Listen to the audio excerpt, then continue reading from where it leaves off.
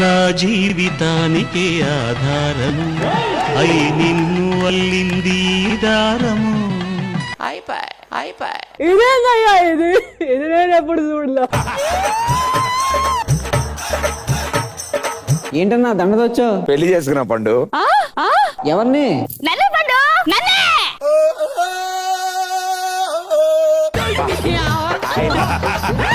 నన్ను పెళ్లి చేసుకుంది కాక ఇల్లరికం కూడా వచ్చాడు. ఇల్లు రకానికి వెళ్ళావా?